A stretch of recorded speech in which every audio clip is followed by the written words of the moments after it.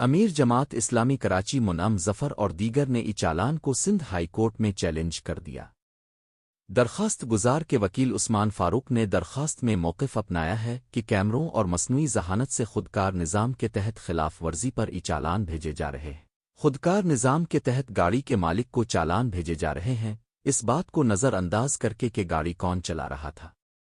وکیل عثمان فاروق نے کہا کہ سڑکوں کے انفراسٹرکچر، گاڑیوں کی ملکیت اور روڈ سائن کی تنصیب کے بغیر ہی ای چالان کا نظام نافذ کر دیا گیا۔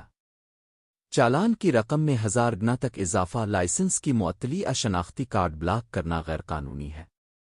درخواست میں کہا گیا ہے کہ کراچی سمیت سندھ بھر میں بہت سی گاڑیاں اوپن لیٹر پر چل رہی ہیں۔ ایکسائز ڈپارٹمنٹ کے ریکارڈ میں گاڑی کے پرانے مالکان کا ریکارڈ ہے۔ محکمہ ایکسائز میں کرپشن کے باعث گاڑیوں کی ملکیت کی منتقلی بروقت نہیں کی جاتی۔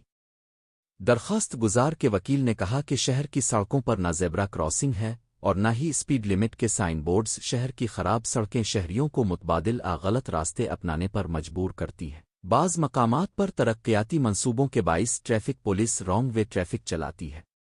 وکیل عثمان فاروق نے کہا کہ کریم آباد انڈر پاس کئی برس سے ایسے ہی زیر تعمیر پڑا ہے۔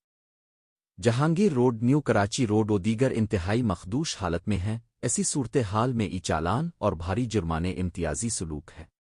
مزید خبروں اور اپ ڈیٹس کے لیے newsbreaktv.com کی ویب سائٹ وزٹ کریں۔